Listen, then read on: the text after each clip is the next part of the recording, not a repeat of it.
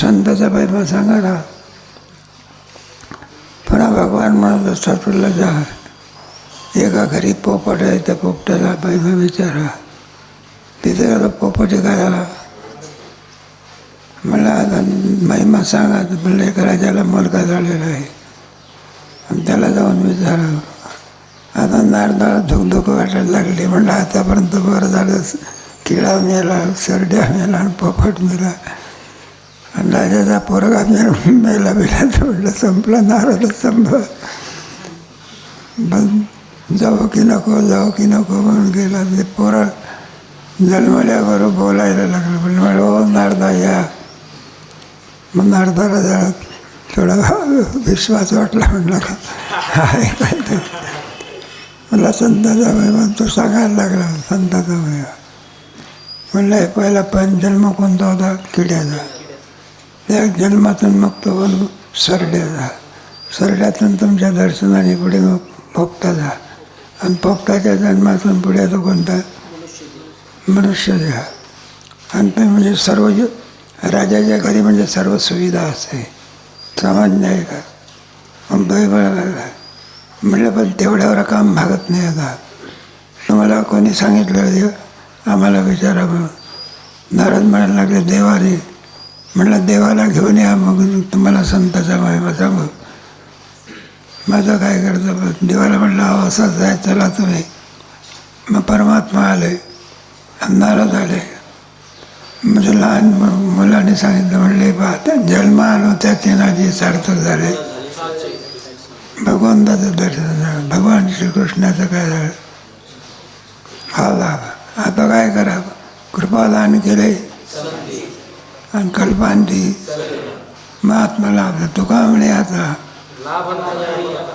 बरं का. मग कृपा केल्यानंतर जीवदशा राहते का ब्रह्मरूपात जीवनमुक्त दशा होते. म्हणलं तुम्ही आता कृपा करा आमच्याकडे. आणि कृपा केल्यानंतर आपले पदी बैसविरी हा लाभ कुणामुळे होत असतो? संता. यल्लब्ध्वाचा परम लाभम यस्मिन् चित्तो न दुःखेन. सगळ्या लाभाचा अंतर्भाव ब्रह्मस्थितीत होतो. कोणत्या स्थितीत? परमोच्च स्थितीमध्ये होता. अशा या परमोच्च स्थितीला प्राप्त करून देता का? संतांच्या दर्शनात शक्ती आहे. कशा आहे का? सगळे लाभ जरी पाहिल्यानंतर बाकीच्या लाभाची गरजच राहत नाही. लोक लाभ प्राप्त झाल्यानंतर यल्लब्ध्वाचा परम. सूर्य उगवला म्हणजे प्रकाश, दिव्याच्या प्रकाशाची काय नाही, काय आवश्यकता आहे? मग त्याची काही आवश्यकता आहे का? जो लाभ झाला प्राप्त झाल्यानंतर सगळ्या लाभाचा अंतर्भाव, याला लाभ पाहिजे. मग आपल्याकडे काही जबाबदारी आहे ना? मग कोणती जबाबदारी आहे? नाही का? मग मनोविचारांची तद्विधी प्रणिपातेन परिप्रेक्षन्ति ते ज्ञान. नाही का? अपेक्षित आपले ते सांगतील बोलले. जेणे अंतःकरण बोलले जीवनमुक्त अवस्था. प्रारब्ध संपल्यानंतर विधेयमुक्त अवस्था. जगतामध्ये हे याला लाभ असं म्हणत जातात. बाकीचे लाभ हे किरकोळ आहे, त्याला काही अर्थ नाही. आज नाही आणि जे देखाने सकळ ते स्वप्न म्हणून चिंती महाप्रज्ञा देव आहे. देवाचा एवढा लाभ जगतामध्ये दुसरा कोणताही. आणि बाकी एका लाभात सगळ्याच्या लाभाचा काय होतो? अंतर्भाव होऊन जातो. पुन्हा दुसरं घेण्याची काय नाही. एक परीच हातामध्ये आला म्हणजे त्याच्यासारखा श्रीमंत जगामध्ये दुसरं कोणी नाही. धावत धावत गेला आणि लोकांना रेल्वेच्या डोळ्याला जर त्याने परीस लावला तर सगळे रेल्वे सहित होते. का एका 10 ग्रॅमची किंमत 1 लाख रुपये झाली आहे. जास्त झाली म्हणतात. वाढला की 10 झाली. आता आपला ज्ञानोबराचा तिथे बघ कळत बसवला 22 किलोचा आहे. किती? 1 कोटीसुद्धा 1 किलोला 1 कोटीला 1 किलो भेटत सुद्धा नाही. ज्ञानेश्वर महाराजांचं वैभव आहे. आम्ही पाहिलं ना, असं हात हलायला लागले, उचललं तर होईना. 22 किलो मी काय. परत ज्ञानेश्वर महाराजांचं वैभव आहे, जयाची द्वारी. मग तिथे काय जयाचा कळ झाला, सोन्याचा कळ. लोखंड काय माहीत, पितळसुद्धा काय सगळं सोन्याचं आहे. जाऊ द्या, दृष्टांत याला लाभ म्हणत असतात. तुका म्हणे आता लाभ नाही असं आहे. हा लाभ आपल्याला प्राप्त होतो म्हणून संतांच्या कृपेमध्ये किड्यापासून जन्म योनीतून तो शेवटी ब्रह्मस्वरूपापर्यंत गेला. ही शक्ती कोणात आहे? मनविता त्यांचे तुमची दासीचा दास करून ठेवा, माझा दास करी त्यांचा दासाचा. मग होतं कल्पावरी. मग किती जरी असले तरी आम्हाला मनविता त्यांची दास कृपादान केले संती. मग त्यांच्या कृपेचा परिणाम केवढा असतो आहे घरी. नेत्रकृपा, स्पर्शकृपा नाही का बा. नुसती रेड्यावरती ज्ञानेश्वर महाराजांनी काय केली, हस्त केलं. वेद बोलायला लागला. काय बोलायला लागला? केला वादक वेदाचा. वेदाचा काय केला? वाचक केला. कोणाला? रेड्याला. आणि सगळ्यात निर्बुद्ध प्राणी कोण असतो? तुम्हाला परीक्षा घ्यायची असेल तर एका शेतकऱ्याच्याकडे गाईचं वासण, म्हशीचं वगारू, हे दोन्ही. आता तो शेतकरी त्याने दोन्ही घेतले. 1 किलोमीटर अंतरावर घेऊन दोन्ही दिले सोडून. ते वासरू सोडलं आणि काय सोडलं? वगारू सोडलं. ते जे वासरू आहे ना, ते बरोबर कोणाच्या घरी आलं? मालकाच्या. आणि जिथं त्याला बांधते ना तिथं उभं राहिलं पाहिजे. स्थितप्रज्ञाच सेवा. आणि ते वगारू होतं ना बरं का, ते 2 महिने झालं बघ कुठं. निर्बुद्ध प्राणी म्हणजे कोण? नाही तुम्ही बघा ना, हे वगारू झालं आडवं आलं ना तुमच्या कारला, तर ड्रायव्हरला उतरून बाजूला करावं लागते. साधा कोतरंसुद्धा आवाज ऐकल्यावर पडतो. मग त्याच्या मुखातून काय बोलवलं? वेद म्हणजे काय सामान्य? वेदच आहे आघातीम श्रुती म्हणून. नाही, वेद म्हणजे माणसाच्या मुखातून वेद येईना असा वेद. एक कशाचा फळ आहे? कृपेचा. सर्व कृपादान केले. दुसरा दृष्टांत, शंकराचार्यांच्या शिष्यापैकी एक त्रोटकाचार्य शिष्य होते. अनपडे काय झाला की ते पाठ चालायचे त्यांचे वेदांताचे. तो ऐकायला बसायचा. पण तो छाट्यात घेऊन सेवा करायचा ना. छाटा बिटा धुण्याकरता गंगेवरती गेला. पाठाचे वेळ होऊन गेले. विद्यार्थी बसले. विद्यार्थी म्हणायला लागले, म्हणले पाठ लवकर लवकर काय करा. अरे म्हणला तो त्रोटक यायचा आहे ना. पुन्हा वेळ गेला की गुरुजी पाठ काय करा. अरे म्हणलं त्रोटक यायचं आहे ना. म्हणलं महाराज त्याच्याकरता का आमचा कशाला वेळ घालवता? त्याला काही येते का? त्याला उगीच आपला येऊन बसत असतो आहे का नाही काही उद्योग. मग आचार्य पाठ काही लवकर सांगाय. मग पाहायला बघा. आणि त्याच्यावर पाहिल्याबरोबर कृपा झाली. मग शंकराचार्य म्हणायला लागले, आजचा पाठ कोण सांगेल? त्रोटकाचार्य. सुंदर पाठ सांगायला. कृपादान केले. नाथ महाराजांचा दृष्टांत गावाचा. मजा त्यांना जायचं होतं, पण भावार्थ रामायण काय पडलं, अपुरं झालं. म्हणायला लागले, आमचा आता देह अंधकार आले, आम्हाला गेलं पाहिजे. म्हटलं मग भावार्थ रामायण कोण करेल? म्हटलं आपला गावोबा करील. म्हणले महाराज काय चेष्टा करता का? गावोबा जो येत असतो तो कसं ऐकायला येत नाही म्हणायला लागले. म्हटलं काय उंदळवर साखर भेटते आणि जेवणाच्या पुरण्याच्या पुढेचं काय म्हणून येत असतं. ऐकायला येत असतो का? पण कृपा कोणाची झाली? सुंदर भावार्थ रामायण केलं. कृपादान केले आणि कल्पांती म्हणजे सर्वांच्यावरती संतांची काय होत असते? कृपा होत असते. तुका म्हणे संत सेवा, संतांची सेवा जी आहे ती संतांची सेवा, या सेवेला तोड नाही बघा.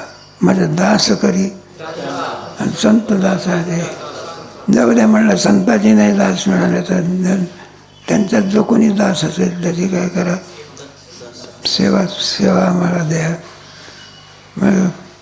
मग ते पुन्हा प्रश्न उत्पन्न होतो, सेवा मागतात ना, काय मागतात? सेवेसारखे तर कष्ट नाही दुसरे, सामान्य आहे एखादी. आणि नाही का, सर्व घरदार सोडून सेवा करायची म्हटल्यानंतर सेवा करणारा मनुष्य 4 प्रकारचे माणसं सांगितले. तो सांगितले, एक नित्यसेवक हा, त्याला कधी सुख प्राप्त होत नाही. एखादा आजारी मनुष्य, त्याला काय होत नाही.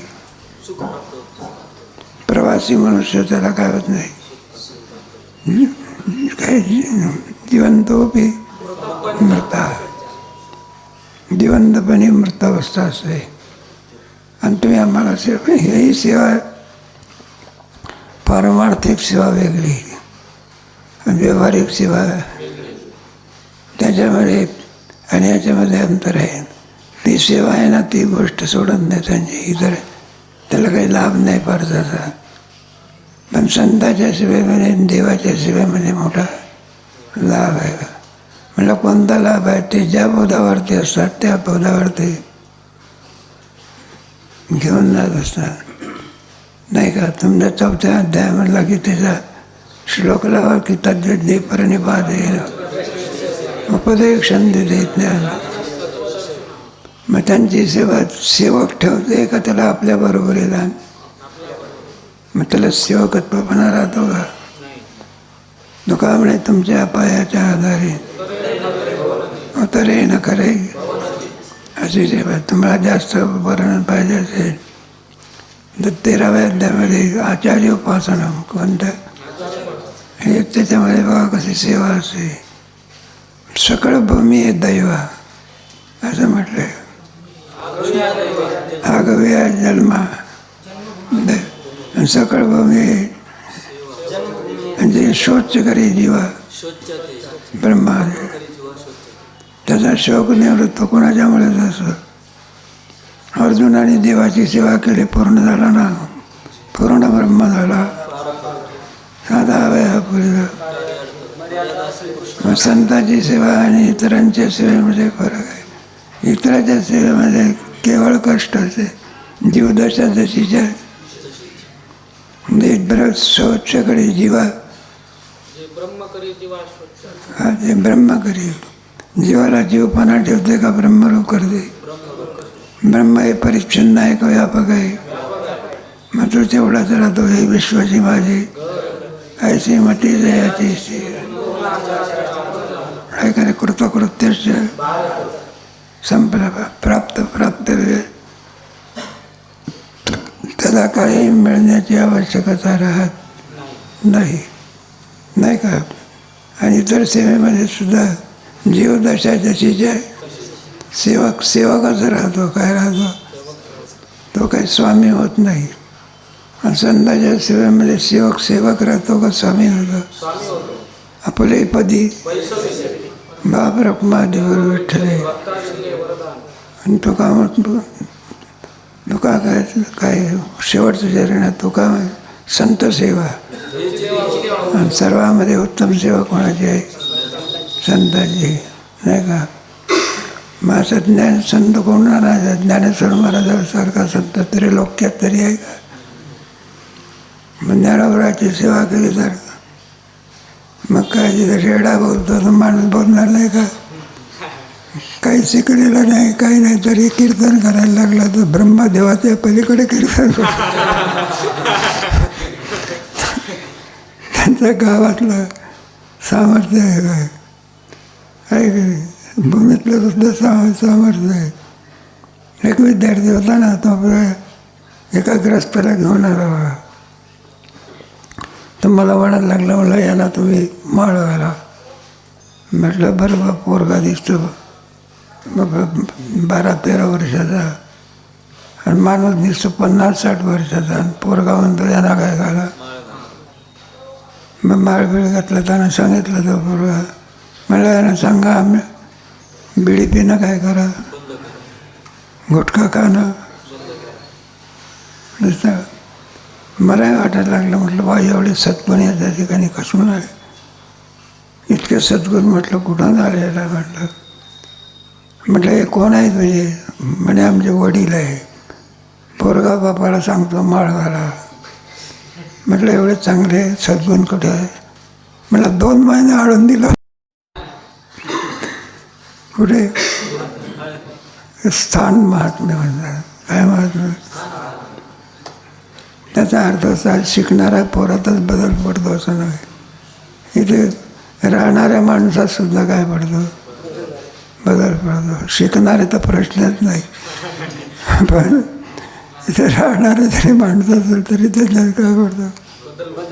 कारण ती भूमी कोणाची आहे? संतांची भूमी. स्थान महात्म्य म्हणतात. सगळे विचार काय होत असतात? बदलून जातात. स्थान महात्म्यामध्ये किती आहे? एक गोष्ट आलेली आहे त्याच्यामध्ये. हे प्रभू रामचंद्र ज्या वेळेला वनामध्ये जाण्याकरता निघाले, तर सोबत सीता आहे आणि लक्ष्मण आहे, आणि चालले बघा. पुढे सीतेच्या मनामध्ये असा विकल्प उत्पन्न झाला.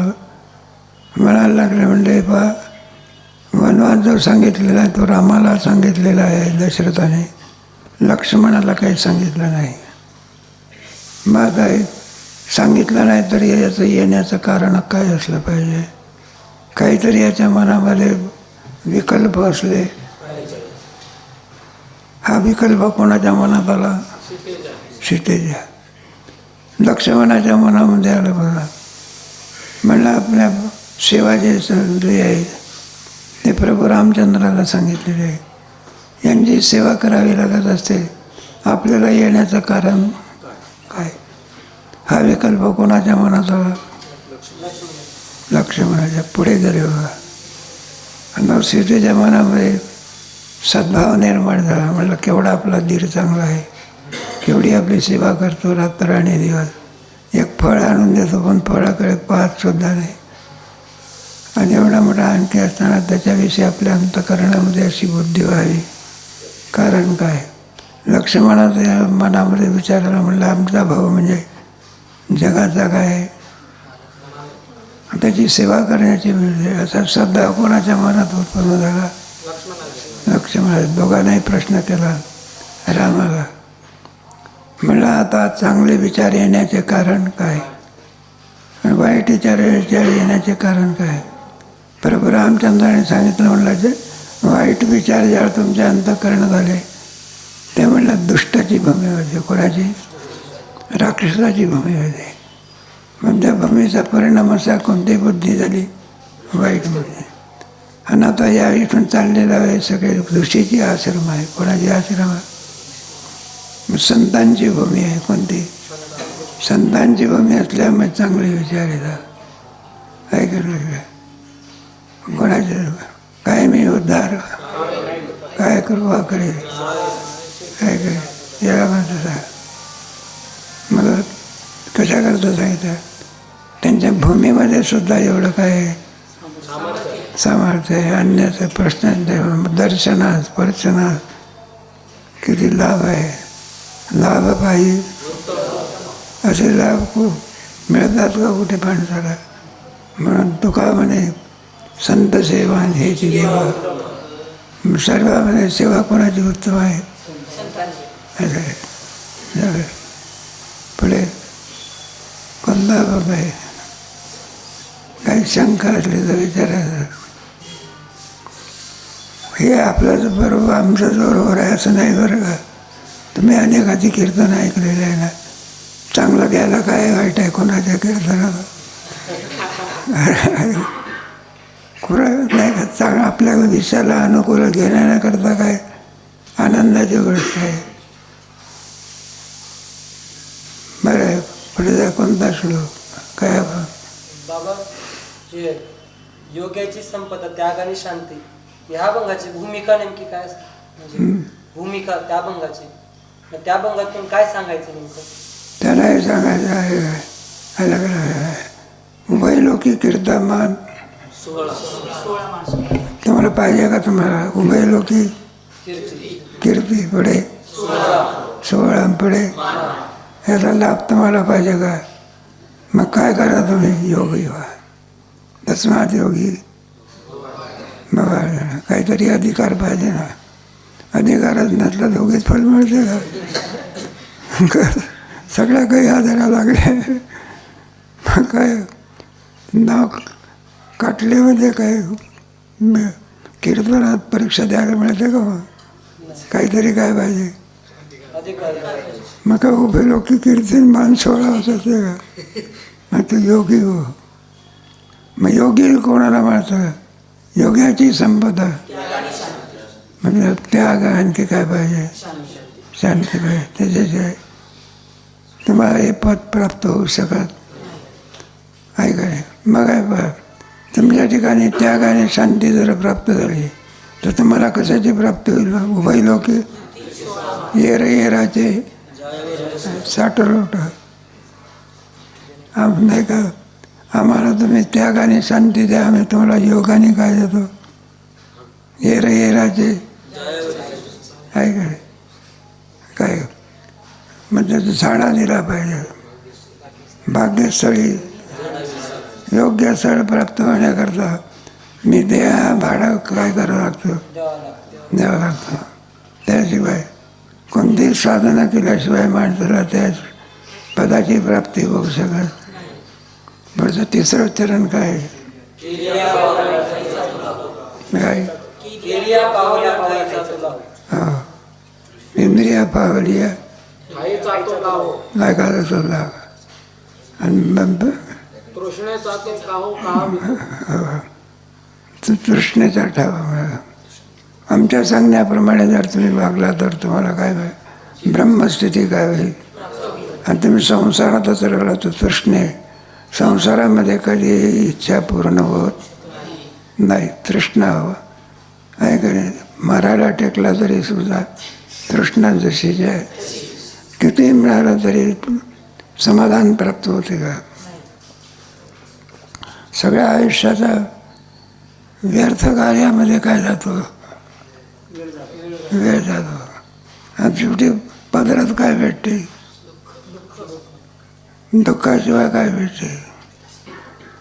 काय काय हे कशामध्ये? ब्रह्मचिंतनात काळ गेला तर समाधान तरी प्राप्त होईल. आणि केवळ संसारामध्ये काय तृष्णा आहे? कधी विषय सेविता का कोण? आणि मला मग आमच्या या कार्यामध्ये जर तुम्ही हे केलं तर तुम्हाला कर्तव्य प्राप्त होईल. काय? ब्रह्मस्वरूपाचा लाभ जर झाला तर कर्तव्य काय झाला? यस्यात्मरतिरेव स्यात् आत्मतुष्टस्य मानः आत्मन्येव च संतुष्टः असे. ज्ञानी अपूर्का कृत्य करू सरले देखा अनाथाचा कृतकृत्यस्य. हे पद तुम्हाला काय होईल? यस्य नाम कृतो भाव बुद्धिरेस हत्वापि संयमान लोकांना आणखी नाही. माझ्या भावाला काय होईल? मग शिवपद देणे. ब्रह्मस्थिती त्याला काय होईल? प्राप्त होईल. सर्वांमध्ये उच्च स्थिती कोणची आहे? शिवपदा म्हणजेच ब्रह्मस्थिती. जीवनमुक्त अवस्था कोणची अवस्था? मग ते थोडं लावायचं आपला व्यवसाय. त्याग आणि शांती. त्याग म्हणजे काय? कोणाचा काय त्याग करायचा? कशाकरता करायचा? त्यागाचं लक्षण काय? म्हणजे लावायचं आपले. त्याग जे होत असते ना, काही दोषाने मनुष्य काय करत असतो? का त्याग करत असतो. काही स्वरूपाने मनुष्य काय करतो? त्यागाचे प्रकार असतात. एखादा सडका आंबा असला तर आपण त्याचा काय करतो? त्याग करतो नाही का? दोषाने त्याचा आणि त्याहीपेक्षा मिथ्यात्व बुद्धी मिळाली. म्हणजे कोणती? मग संसाराच्या बाबतीमध्ये सत्यात्व बुद्धी आहे का मिथ्यात्व बुद्धी? नाही, आपली सत्यात्व बुद्धी आहे. आणि शास्त्राच्या द्वारा काय होते? मग हा संसार सत्य आहे का मिथ्या आहे? मग खरा त्याग होत असतो. ते बी संसार आहे समजतं. आणि मग वैराग्य दौडीचा. मग वैराग्याचं काय होतं? या सर्वाला कारण जर काय तर देहबुद्धी आहे का रे? मग तुमच्या ह्याच्यामध्ये ते त्यागाचं वर्णन 13व्या अध्यायामध्ये काही अमानित्वम मदम्यत्वम महिमसा शांती आचार्य उपासनं शौचम शरीरवाद इंद्रियार्थेषु वैराग्य अनंकार नाही याहीपेक्षा दैवी संपत्ती मिळाला. अभयम सत्व संशुद्धी ज्ञानयोग साध्यायस्त दयाभूतेषु लवळत्वं मार्दवं तेजः क्षमा धृत्य द्रोण भवन्ति संपदन्ते त्यागच शांती अपयशुनम. घटामधली माती काढून टाकली तर काय राहते? घट काय झाला? शिल्लक राहतात. तैसे अहंता सांडोनी पाहिजे. ते बुद्धी म्हणते देही अहंता सांडोनी पाहिजे. विजय त्याची जे संसार झाला. अहंकार गेला आणि जीवमध्ये तुका म्हणे देव झाला. मग त्याचा अहंकार नाही झाला तर मग त्याची जे सगळे संसार झाला. आपण एखादा घर विकतो, शेती विकतो, शेती जशी आहे तशीच मग फरक कोणता होत असतो? आपला आम काढतो दुसऱ्याचा आम येतो. माझं मी म्हणत नाही. त्या शेताला काय म्हणत नाही. माझं म्हणणं आजपर्यंत काय म्हणत? माझं म्हणत होतं. मग आम काय केला? काढून घेतला. मग शेत जसंच आहे तसंच याला त्याग म्हणतात. मृत्यू क्या त्यागी घट तंतु त्यागे त्याची जे बीज त्यागे शांती कोणती? गिळवणी ज्ञेय ज्ञाता ज्ञानही मागवते आरोपी अशांतस्य कुतस्य कम. याला शांती, साधन शांती, स्वरूप शांती. का साध्य प्राप्त होईपर्यंत कोणती शांती? साधन शांती. आणि साध्य प्राप्त झाल्यानंतर कोणती शांती? स्वरूप शांती. म्हणून त्याग आणि हेच योग्याचं काय संपत्ती आहे. योग्याची संपदा त्याग आहे. उभय लोके बळी लोकात अभिमान कुठेचा विद्वान सर्वत्र पूज्यते. मग केवळा सोहळा सामान्याचा होता त्या ज्ञानेश्वर महाराजाचा होता. इथंच कीर्ती ज्ञानेश्वर महाराजांची परलोकात नाही का? मग याला म्हणतं वारीला भज ऐसे जराचे कायम एकच पतीत कीर्तिवान. योग्याची संपदा त्यागाने उभय लोके कीर्ती पडे.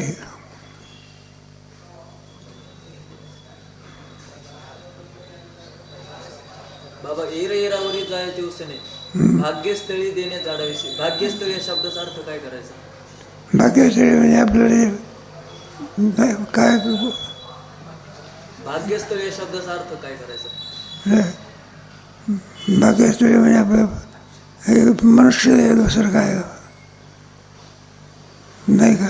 मनुष्यदेह म्हटलं कारण ही प्राप्ती कोणत्या देहात होत असे. म्हणजे मनुष्यदेह प्राप्त होणं हे काय आहे?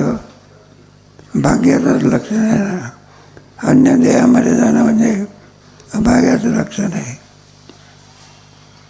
इतरही देहात काय इतरही काय आहे पण पूर्णत्व प्राप्त करून देणारा देह कोणता आहे?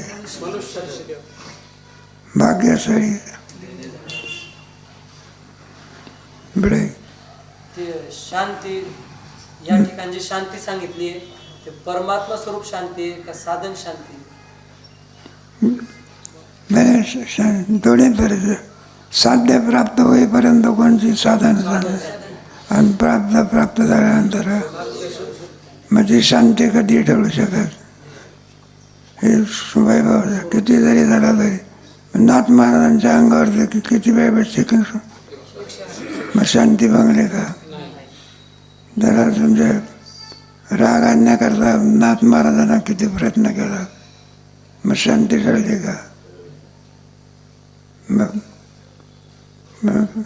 याला स्वरूप शांती म्हणाला. ज्याच्यामध्ये ज्ञानी शिल्लक राहत नाही, ज्ञेय शिल्लक राहत नाही. गिळून ज्ञेयात ज्ञान काय करते? ज्ञेयाला बाजूला काय, मग काही शिल्लक राहत नाही का? ब्रह्मसिद्धी गिळून ज्ञेयात ज्ञाता हरपे ते निरूपे. आणि त्याला ब्राह्म्यस्थिती म्हणजे शांती. कोणती स्थिती? मग काय हिमालय पर्वत कुठं हल्ला जात असतो का? मग किती जरी झाले तरी पर्वत जसाच्या. मग ज्यांची संधी कधी सुद्धा काय होत नाही, ढळत नाही.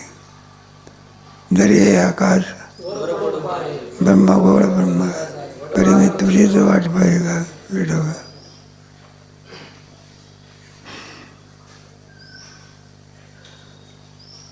पुढे कोणता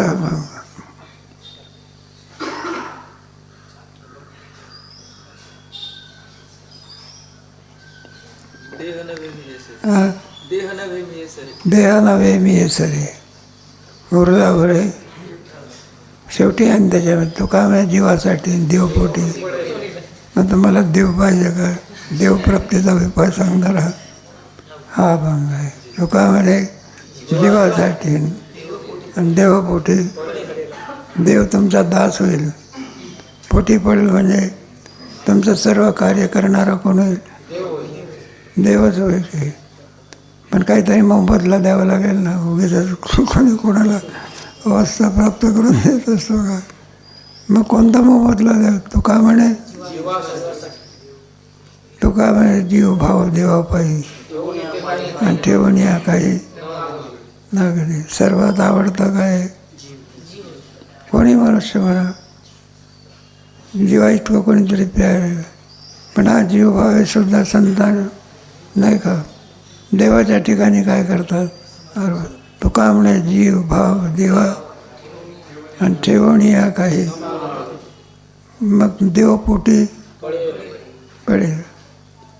पण त्याचं साधन कोणतं आहे? देवपोटी पडेल म्हणजे काय? अगोदर निराश झाला पाहिजे ना. काय झाला पाहिजे? ज्याच्या ठिकाणी आपली वृत्ती गुंतलेली आहे त्याचा निराश होण्याकरता देह नव्हे मी हे, आणि मग उरला उरे आहे. परमात्मा प्राप्ती आहे. पण सगळा व्यवहार देवावर असल्यामुळे मग देह नव्हे मी सरे. ज्ञान जागृती आहे. काय जागृती? आपली आपण अज्ञानामध्ये असल्यामुळे आपला आत्मभाव कुठे आहे? देवावर आहे. देह म्हणजे मेन मी म्हणजे देह आहे. मग आता तात्विकदृष्ट्या विचार केल्यानंतर देह नाहीसा होतो का देहाच्या विषयी असलेली बुद्धी जाते? देह नाहीसा होतो का? आतापर्यंत काय म्हणत होता? माझा म्हणतो. आता माझा म्हणतो का तो? कारण तो आपल्याहून भिन्न आहे. काय देहबुद्धी जी असते ना ती 4 वाकाची बुद्धी असते. देह खंडारा महात्मा. मग देहबुद्धीच असेल तर खाना पिना गाणं बजाना काय होईना ते त्याच्यातच मनुष्य नाही का. विद्यार्थी अभ्यासामध्ये असते ना, वारकरी शिक्षण संस्थेतले विद्यार्थी वेगळे आणि बाकी शाळेतले विद्यार्थी. कुठं जायचं म्हटल्यानंतर एका दिवसात 3 वेळा दाढी करतात. तोंड धुण्याकरता गेला तरी दाढी करतो आणि पुन्हा आणखी थोड्या वेळाने पाय धुण्याकरता तरी काय करतो. वस्तारा घाबरून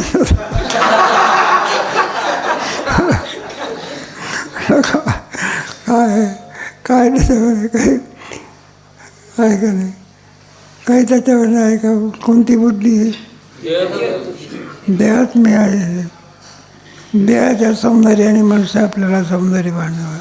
हे गौण आहे. कोणती?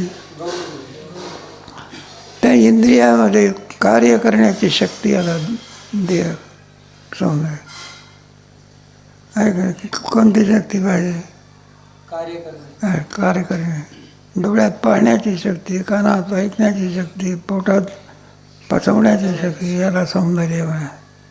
काय म्हणायचं? सौंदर्य. हे काय सौंदर्य आपला का आहे?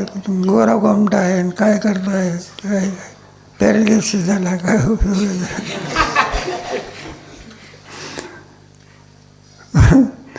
शक्ती कशाला म्हणतात? आपल्या कार्य करण्याची शक्ती. कार्य करण्याची काय शक्ती पाहिजे. शक्ती पाहिजे. तात्पर्य म्हणून देहबुद्धी. कोणती बुद्धी?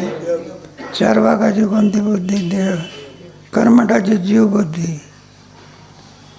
देह मी नव्हे, मी कोणावं म्हणून जर मृत्यू कोणाला आहे?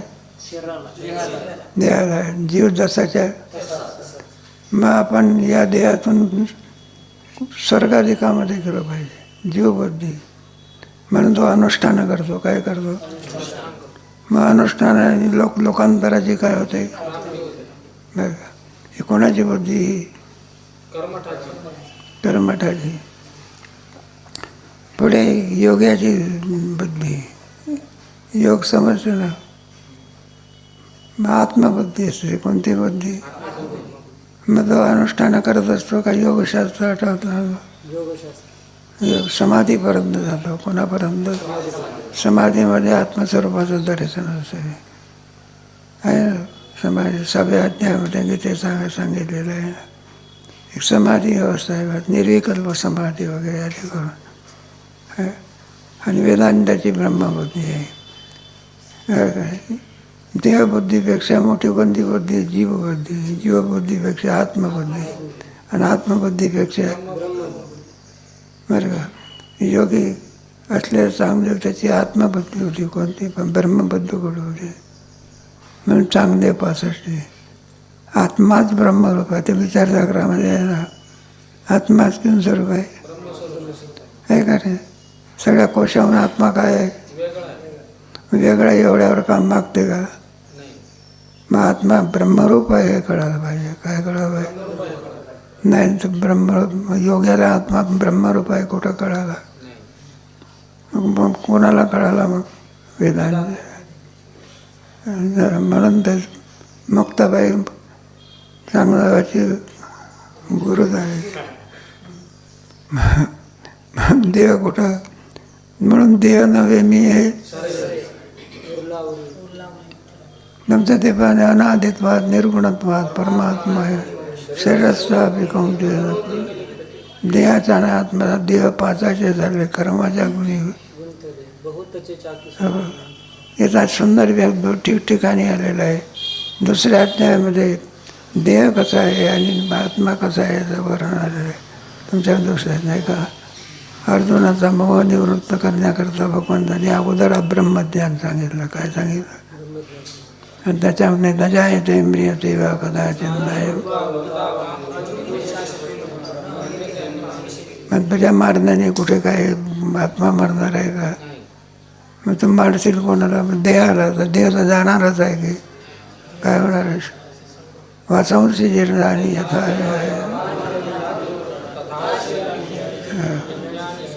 व्यक्त आदीनी भूतानी व्यक्त मध्यानी तत्र का परिधय. तत्र का परिधय म्हणा म्हणजे तुला शोक करण्याकरता काय नाही कारण आहे. मग देह नव्हे हे आणि उरलावर आहे. मग आपला हे 4 वाकाच्या मतामध्ये देहाचा आत्मा आहे. एकदा देह संपला की मोक्ष. वेदांत शास्त्रामध्ये तसं नाही. ब्रह्माच्या ज्ञानामध्ये मोक्ष आहे. कोणाच्या? मग तर ब्रह्मविद्या अर्जुनाला भगवंतांनी सांगितली नाही का?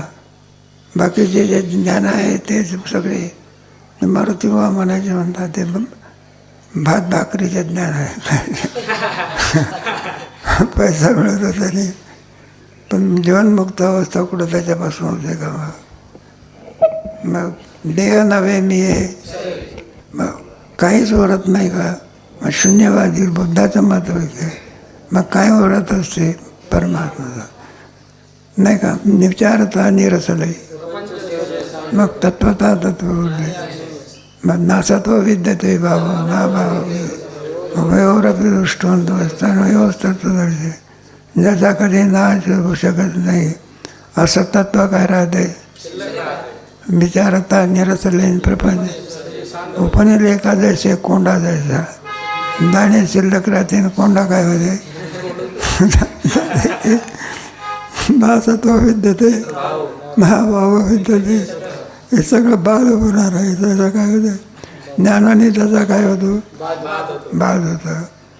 आणि त्याचा बादच होत नाही. ते बाद म्हणजे दिसू नये असा अर्थ नाही. दिसत असतानाही मिथ्यात्व निश्चय होणे.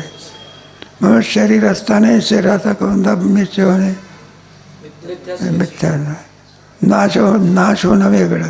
काय होणे प्रारब्धाने काय होतं नाश होत असतो. अज्ञानाने शरीराचा काय होत असतो बाद आणि नाश. छिन्न विच्छिन्न होणं याला नाश म्हणत असतात. आणि बादमध्ये पदार्थ दिसत असताना त्याची कोणती बुद्धी मिथ्यात्व बुद्धी. हे आपण कुठे लग्नाला गेलो मंगल कार्यालयामध्ये फुलं असतात. आपल्याला वाटते चांगली फुलं एखादं फुल तोडून काय करावं घ्यावं. मग फुलाला हात लावल्यानंतर कागद हाताला लागतो. काय लागतो आता कोणती बुद्धी झाली मिथ्या. फूल नष्ट झालं का मिथ्यात्व बुद्धी. फूल जसं ज्या फुलामध्ये कोणत्याही प्रकार तशी देहाच्या विषयी कोणती बुद्धी. मग मुरला वरे भेटल. मग परमात्मा काय राहतो शिल्लक राहतो. मग तो प्राप्त करून घेण्याचा देह कोणता आहे हाच देह आहे. बाकी इतर देहामध्ये काय होत नाही. म्हटलं हो करा काय करा. आणि काळ सारावा चिंता. तुमचा काळ तुम्ही कशात बरं म्हणायला लागले. तुम्ही सांगता लाव करा आणि सतत चिंतनाचा कार्य करा. काही संसार आहे ना खायला कोणते आहे. म्हटलं स्त्री आहे पुत्र आहे अमका आहे तमका आहे. जर आणखी लाव करा चिंतन हे सारं चिंतनच करत बसलो तर सगळ्या संसाराचं काय वाटायला होईल की. म्हणलं उपयोग काय उद्योग नाही केला धंदा नाही केला पगार कोण फुकट देईल का. पाळणाची नाही म्हणलं त्याची अनन्या चिंतन तो मामे पेशा नित्य आवडी नाही व्हावे हरिनाम घ्यायची. त्याची पाळणाची नाही आहे का नाही. म्हटलं तो कुठे रीता ठाव नाही. सर्वत्र व्यापी एको देव सर्वभूतेषु गूढ. सर्व व्यापी विठ्ठल जळी स्थळी असं सर्वाची काय करतो. सर्वाची म्हणजे चारी खाणीतल्या जीवाची सगळी व्यवस्था कोण करतो परमात्माच करतो ना. असं आहे. एकदा अशी गोष्ट सांगतात आपले ते रुक्मिणी किंवा आपल्या दळणजरा जेवायला बसायचे तर देव परमात्मा म्हणायचे सगळ्या जेवायला घातल्याशिवाय मी काय करत नसतो जेवत नसतो. म्हणलं असं आहे. मग तिने काय केलं एक मुंगी असते ती आणि एका डब्यामध्ये काय केलं ठेवली बघा ती. आणि देवाला चला म्हणलं तुम्ही जेवण्याकरता. भगवान म्हणायला लागले. म्हटलं नाही अजून सगळेजण काय झाले नाही. मी सगळेजण सगळे विश्व जेवल्याशिवाय मी काय होत नाही. म्हटलं इतकं तुम्ही सांगता. म्हटलं सगळेजण केले नाही असं नाही तसं नाही. मग तिने सांगितलं म्हटलं हे बाय ही मुंगी आहे तिला काय माहिती. मग तिने डब्बी उघडली ती मुंगी होती. त्याच्यात साखरेचा काय होता मग आता साखरेचा दाणा कोण निर्माण केला. म्हटलं आता वाढ की जेवायला. मग तिला वाटायला लागलं मी तर फक्त मुंगीच ठेवली होती काय ठेवली. मग साखरेचा दाणा आला पाळणाची नाही. म्हणजे सर्व जीवाचं जर पालन करतो तर भक्ताचं करणार नाही. रीता ठाव नाही आहे ना. पाळणाची नाही चिंता असेच आणि शेवटचं चरण काय आहे? तुका म्हणे जीवासाठी देव पोटी पळे. आणि तुका म्हणजे जीवासाठी आणि देवपोटी. मग तुम्ही जीवभाव जर दिला तर देवपोटी होत. पोटी पडले म्हणजे तुमचं सर्वस्व कारभार काय करील तो. पोटी म्हणजे पोटात पडेल असा त्याचा अर्थ लक्षणी करतो याचा खांदा. तसं घेतलं तर गौण अर्थ आहे काय. पण लक्षणी करता काय देवपोटी पडेल म्हणजे तुमचा सर्व भार कोण बाहेर. हमें तुम्हारे नाम पर तो भगवान म्हणतो हमें तुम्हारे काम पर. नाव घेतो ना आमचा पण तुमची सगळी कामं कोण करतो. उचणीचं काही येणे नाही भगवान तुझे नसीबत्र कण्या म्हणून लावो करा काळ सारावा. पुढे चिंतनाचे किती प्रकार भाऊ. जसं उदाहरणार्थ नामचिंतन चिंतनाचे किती प्रकार करता येतात. चिंतन म्हणजेच कीर्तन. कीर्तन कीर्तन म्हणजे काय पुन्हा पुन्हा पुन्हा पुन्हा म्हणणं यालाच काय म्हणतात. कीर्तन आणि चिंतन दोन वेगळीच नाही. देवाचं नाम कीर्तन म्हणतात. त्याला काय म्हणायचं स्वरूपाचं जर ज्ञान चिंतन करायचं की स्वरूप कीर्तन कोणतं. कीर्तनाचे काय आहे सगळे वारकऱ्याचं कीर्तन लावणी मृदंग श्रुती टाळ नाम कीर्तन स्वरूप कीर्तन हे सगळे कीर्तनाचे. चिंतन चिंतन म्हणजे काय तद्रूपाला. कीर्तन आणि चिंतन पुन्हा पुन्हा म्हणणं यालाच काय म्हणतात कीर्तन. कीर्तन आहे नाम नाही का नामसंकीर्तन साधन पाहिजे. नामसंकीर्तन कीर्तन म्हणजे सतत चिंतन काय करतो ना भगवंताचं सतत काय करतो तो. ते चिंतनाचे आहे ना घेईना मी जन्म यासाठी. हरिनाम कीर्तन संतांचे हरिनाम कीर्तन म्हणजे पुन्हा पुन्हा देवाचं काय करणे. ते तुकोबाराची गोष्ट म्हणजे महाराज असं कीर्तन करा की कोणी ऐकलंच नाही कीर्तन. बऱ्या वेळा लागले मग माळशिरसला कुठे आले बघा मग एका गोंगडीवरती तुकोबारा काय लागले आणि असं कीर्तन करा की जे कोणी कधी केलं नाही. आणि मग काय व्हायचं रामकृष्णाने मनाला काय केली सुरुवात केली. आणि ते रामकृष्णाने श्रोते मंडळी तशीच बसली. रामकृष्ण हरीच संपेना बघा. आणि बाबा पाच दरवाजाची येईना का. तास झाला 1.5 तास झाला तरी एक उठायला काय गेली. फक्त एकच माणूस बसला राहिला किती तो एकाच्या करता बसला राहिला त्याची घोंगडी तो कोबराने जाणलं म्हणला कशा करता बसला ऐकायला नाही बसला. तो कोबराने उडी मारायला सुरुवात केली. उडी मारता पण घोंगडी घेऊन पळाला. महाराजांचं चाललंय बघा अलग अलग फक्त हनुमंतराय राय हे कीर्तन कोण ऐकवते. हा आणि शेवटी त्याच्यामध्ये झोप यायला लागेल. झोपेचा पाडा येऊ दिले नाही तरी सुद्धा असं काय झाले.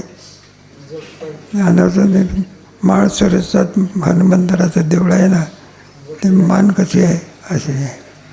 असं आहे म्हणजे चिंतनच आहे काय. त्याला नाम कीर्तन म्हणतात. कोणतं स्वरूप वाचन सांगत असेल तर स्वरूप कीर्तन हे प्रकार आहे. म्हणून लावो करा काळ सारावा. पुढे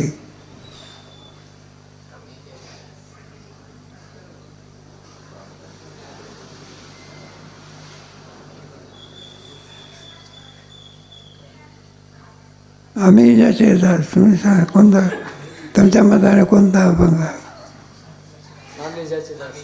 आम्ही ज्याचे दास त्याचा पंढरी सांगायचं त्या पंढरीला. सुगोवराचा सगळा काळ कशात चालला चिंतनामध्ये. अखंड खंडेना जीवनात रामकृष्ण येवणे संसारी मी तो एक जाणे नेणे अनेक काही धंदा नित्य जात असे. ऐकायला म्हणजे लोकांनी प्रश्न केला म्हणजे महाराज तुम्ही प्रपंचाकडे काही लक्ष देत नाही आहे, काही नाही. उठले सुटले भगवंताचं चिंतन. भंडारा डोंगर तर कधी भामचंद्र डोंगर तर कधी घोराडा डोंगर, तर कधी नदीच्या काठावर ते चिंतन कर. काय तुम्ही प्रापंचिक आहात का? आहात ग्रस्ताश्रम आहे. तुम्ही संसारामध्ये काय केलं पाहिजे, लक्ष दिलं पाहिजे वगैरे. प्रापंचिक लोकांचा उपदेश कोणता असतो आहे का नाही? म्हटलं उठला सुटला चालला वारकरी शिक्षण संस्थेचं.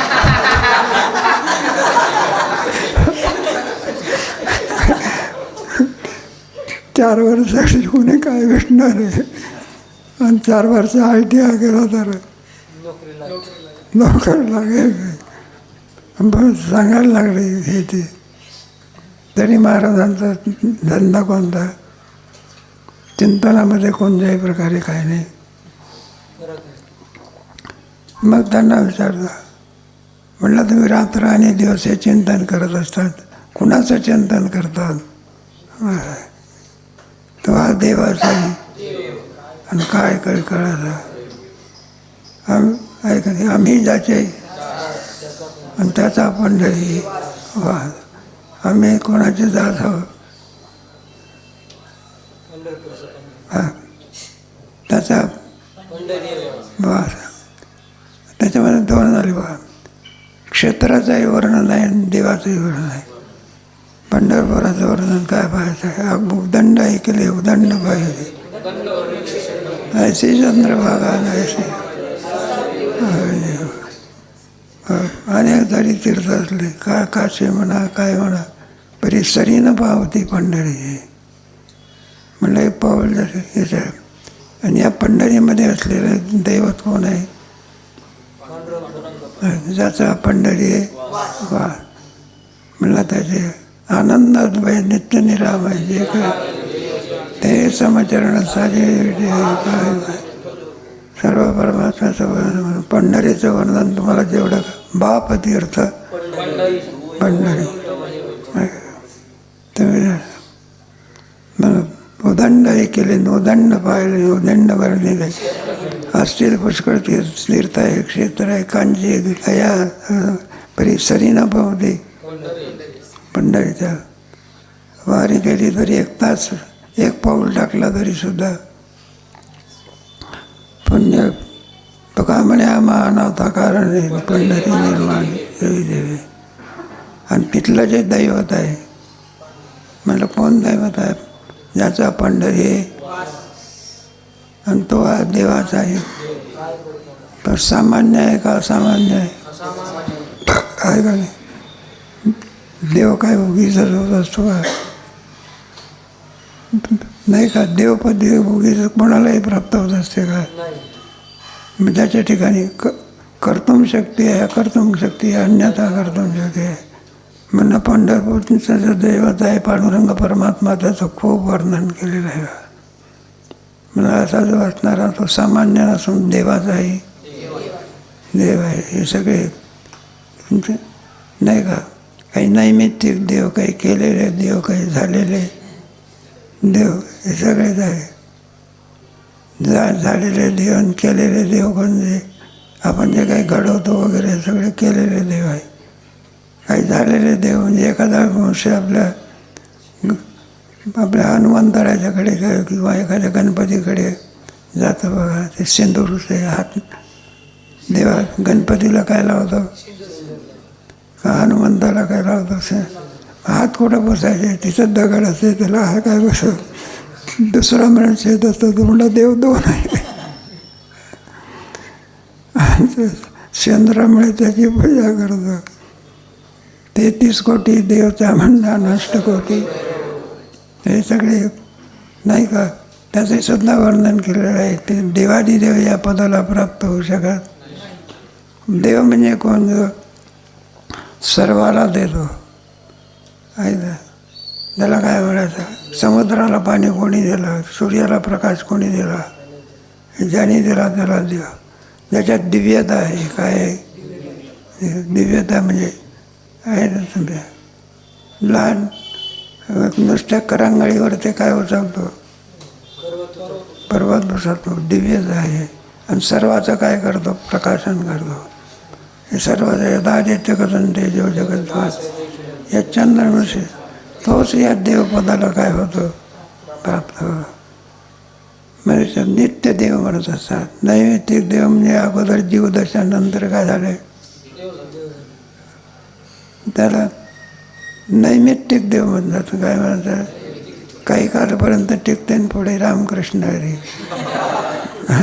जीवदशेमध्ये वर्ष 100 अनुष्ठानं केले कशाचे तर स्वर्गाधिकाची काय होते त्याला इंद्रपदाची काय होते. मग तोपर्यंत तो देव या पदाला हे असो. अनेकदा त्याची पुण्याही संपली पुन्हा जसाच्या पुण्याची पावटी सगळ्याची इंद्रपणाची उठी होती. येऊ लागत बा ज्याच्या आज्ञेत सगळे वाद हे होत असतात नाही का. त्याच्या आज्ञेमध्ये काय असते सगळे भगवंताने सुद्धा त्याची परीक्षा घेतली. बा प्रत्येक अग्निदेव जलदेव वगैरे यांना अभिमान झालेला होता. अभिमान झाल्यामुळे तो अभिमान करून एका ब्राह्मणाचं रूप धारण केलं देवाने. उपनिषदामध्ये कथा आहे. आणि हे चालला बघा मध्यंतरी गाठ पडले तर ब्राह्मण बाबा म्हणला हे बाजूला व्हा की म्हणलं मला बाजूला व्हायला सांगतो का तो. म्हणलं तुला माहिती नाही. म्हणलं कोण मी अग्निदेव होता. काय देव होता माझ्या मनात आलं ते ब्रह्मांड काय करी जाळून टाके. मग तर म्हातारा मनुष्य होता तो काय रूप घेऊन आलेला होता. मग त्याने सांगते गवताची काळी टाकली बा वाळलेली. म्हणलं हिला जाळा. म्हणलं काय माझी फजिती करतो का एवढा मोठा ब्रह्मांडाला जाळणारा मी. म्हणलं काळी जाळा नाही का. एवढा मी हिंद केसरी सगळ्या जगाचा केसरी काय काय. आणि आता नुसता दवाखान्यातून सुटून आलेला माणूस त्याची कुस्ती लावता तुम्ही. ते म्हणलं ते जाऊ द्या तुझं वैभव नंतर सांगा. काडी काय कर. मग तो पुष्कळ प्रयत्न करतो पण काडी काय होत नाही. म्हणून देवाने काय केलं तसं तेच काय केलं कारण नका. म्हणून देवही सुद्धा ज्याच्या आज्ञेने पुढे झाला. म्हणा सामान्य देव आहे का देवाचाही देव आहे. नाही का आम्ही ज्याचे वा देवाचाही काय कळकळा ज्याची आम्ही याची पूजा हे करत असतो. म्हणलं असा जो देव आहे तुमचा पांडुरंग परमात्मा आहे. काय कळकळ्याचा देव ज्याचे आम्ही दास असल्यामुळे आम्हाला कोणत्याही प्रकारे दुःखाची भीती राहिलेली नाही. हे जे दुःख असतात ना सगळ्यामध्ये मोठं दुःख कोणतं आहे मरणाचं आहे. काय कळकळाचं आहे. बाकीचे जे दुःख आहे तितका मनुष्य हे होत नाही. पण मरणाच्या दुःखाला कोणी मनुष्य घाबरल्याशिवाय काय कळकळाचा आहे. काळ गुलाम सलाम करीत नुकया घरी नाही का तुमचे तो का म्हणे काळ नाता करू न शके. बघ आता काय तो हा देवाचा आहे देव.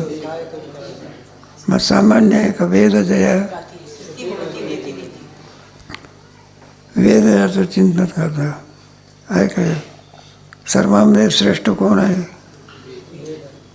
आणि तो वेदात देवाची काय करतो श्रुती करतो. ठिकठिकाणी याचं वर्णन केलं आहे. वेद सगळ्या ज्ञानाचा सागर कोण आहे का. सगळं ज्ञान कोणामध्ये भरलेलं आहे. वेद एकच होता बघा पण त्याचे 4 विभाग केले. ते व्यासनारायणाने केले. कोणी केले 4 वेद अथर्ववेद सामवेद ऋग्वेद. आणि एका वेदामध्ये 4 हे असतात. एक संहिता ब्राह्मण आरण्यक आणि उपनिषद आहे. 4 प्रकार असतात. संहिता म्हणजे काय मंत्रमय देवता असतात. देवाधिकाची प्रार्थना केली असते त्याच्यामध्ये त्याला संहिता असतात. यज्ञाधिक कर्म कसे करावे काय करावे याची सगळी माहिती त्याच्यामध्ये असते. आणि ब्राह्मण भागामध्ये आरण्यक याच्यामध्ये ब्राह्मण भागाचं बाह्यत्व आरण्य त्याला तो उपनिषद म्हणतात. ते ज्ञान भाग आहे. परमात्म्याचं स्वरूप कसं आहे याचं चिंतन करणं आहे का नाही रूप वर्ण तो सारे श्रीहरी पाहिला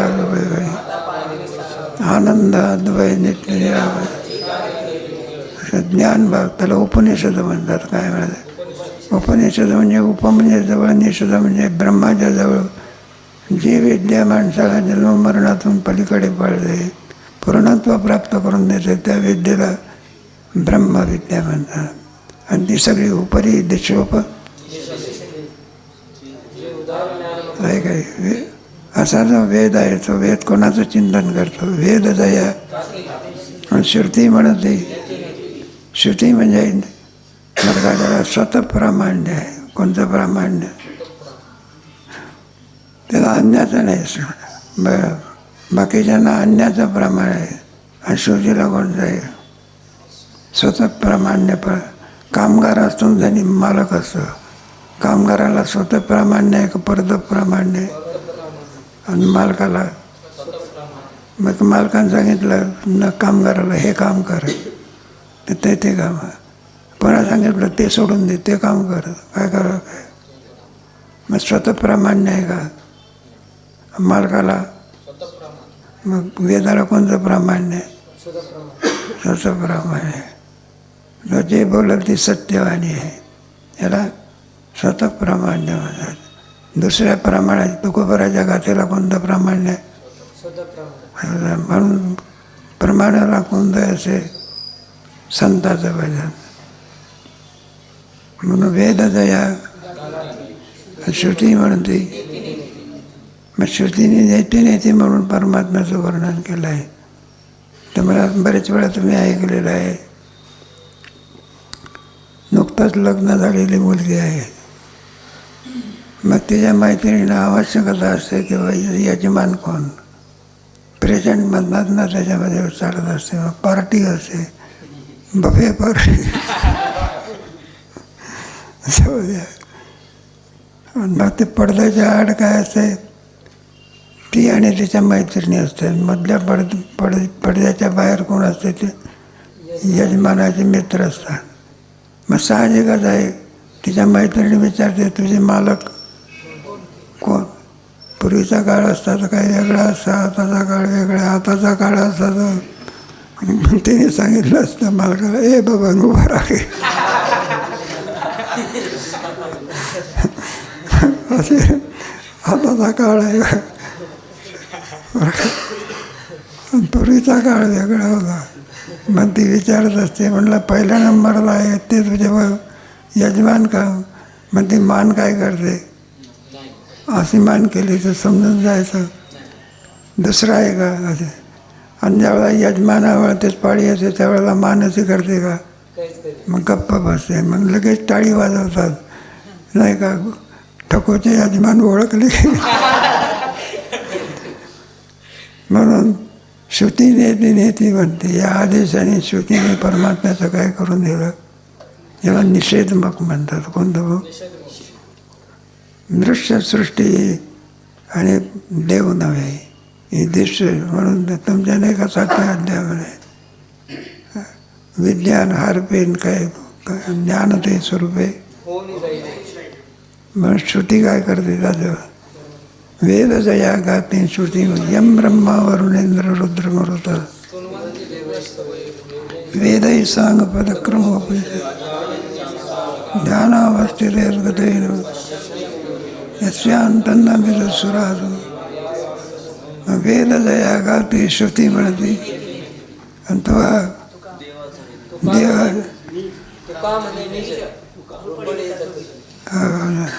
काय मला तेच आपलं स्वरूप आहे. तुका म्हणे निज ते तत्व जे आपलं काय. तुम्ही कोण आहात अंतिम निर्णय कोणाचा होत असतो. देह नव्हे मी हे सरे.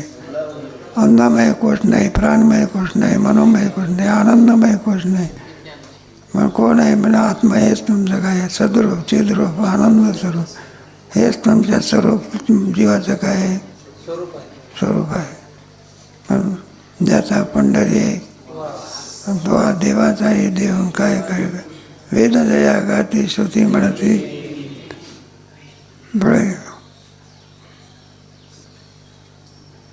आणखी कोणता अभंग आहे? संसाराच्या नावे संसाराच्या नावे घालून या शून्य. संसाराच्या नावे संसार म्हणजे वाढता पुण्य. मग पुण्यरूप धर्माचा प्रचार होण्याकरता आम्ही काय केलं असेल तर संसाराच्या नावे घालून या वाढावया सुख भक्ती भाव धर्म. मग त्याच्याकरता आम्ही काय केलं? साधने तशीच ठेवावी लागत असतात. जसं साध्य असेल त्याप्रमाणे काय ठेवावे लागणार साधन ठेवावं. आहे का नाही? एखादा माणूस आपला विधभर काठी घेऊन चालला, त्याला विचारलं म्हणला का रे काठी कशाकरता घेऊन चालला? विधभर नाही म्हणला सिंहाचा शिकार करायचं. एकाच शिकार करायची आहे. विधभर काठीने कुठे सिंहाची शिकार होते का? काय आलं का ते काय उंदीर मारायचं आहे? मग साधने कशी पाहिजे? मग वाघ मारायचा असं बंदूक घेऊन जावं लागते. काय घेऊन जा? मग आता काय तुमचं संसाराच्या नावे घालून वाढत अपुण्य. अपुण्यरूपी धर्म आम्ही काय केला? धडीभजन हे ढवळले आणि आमच्या सततम कीर्तन आम्ही नवस्यंत सीमा भक्त. रात्र आणि दिवस नाही का नाही काळ वेळ. त्या रात्र आणि दिवस आम्ही याचा काय केला? हरिभजन हे चुकविला सगळ्या काही काळाचा. याचा परिणाम काय झाला? नकाजा उतया गावा नामधारकाचे सुदर्शन हवा. मग काळसुद्धा काय होत असतं? मग भीत असतो. असं तात्पर्य कशा करता येतं? हरिभजन ढवळले जग चुकविला लाग. सगळं जग कोणाच्या मुखात चाललं होतं. काही गेले काही पडले. दृष्टांत सांगला. एक सर्प आपला असा बाहेर पडला काही समुद्रातून म्हणा बेटकुळी करता. कोणाकरता? खाण्याकरता. आणि ती तोंडामध्ये काय गेली तर सावत नसतो तो असं तोंड गोडता. तोंडामध्ये बेटकुळीचं पिलू बरोबर असं धरत बघा. ती बेटकुळी काय करत होती? ती मासी करतात तिच्यासमोर कोण होती? मासी खाण्याकरता कोण प्रयत्न करते? आणि बेटकुळी खाण्याकरता सर्प. त्याने तोंड काय झालं नाही का? आलं का? ते शंकराचार्यांची गोष्ट सांगतात. तिथं शंकराचार्याला पाहिल्याबरोबर ते जे साप होता ना तो साप बेटकुळी खाण्याचा काय झाला? विसरला. संतांच्या दर्शनामध्ये काय असते? मात्र तो साप काय करणार? बेटकुळीला सोडून देणार आहे का? तोंड काय करणार? बंद कर. तसे तुम्ही आम्ही कोणाच्या तोंडात सापडलेले. आणि तो काय काळ काय काळाची हे सत्ता तुम्हाला केलं 13व्या अध्यायामध्ये महाकल्पा करोती. महाकल्प कव घालून होती ती होते. मग तो काळ काय करणार? तोंड बंद करणार. संपलं सगळं. मग काळाच्या तोंडात पडत चुकविला लाग. मग काळाच्या तोंडातून काय केलं? काढून आणलं. सिंहाच्या तोंडातून किंवा नाकातून केस काढण्यासारखं आहे. शक्य आहे काय? त्याला समर्थ लागतं. पण साधू संतांनी तो त्यांच्या पाठीमागे अनंत काळापासून लागलेले जन्म आणि याच्यातून सोडवणे कोण? सोडवे ना बंधू सेजेची कमी. तुका म्हणे तुला सोडवे ना एका चक्रपाणी सोड चुकविला लाग पुढे. तुका म्हणे समाधी आहे म्हणजे नाही का? मग आमचं जे साधन आहे कोणतं साधन आहे? हरिकथा आहे. हे आमचं साधन. नामाचं कीर्तन हे आमचं साधन आहे ना. तुका म्हणे हरिकथा नेणे भगवत. जो कोणी या साधनाचा उपयोग करी नेणे भगवत त्याला संसाराची भीती राहणार चांगला अभंग आहे बघा. आणखी कोणता आहे? वा. नाही, आता जाऊ राहिलेला विषय कधी जावा उद्या या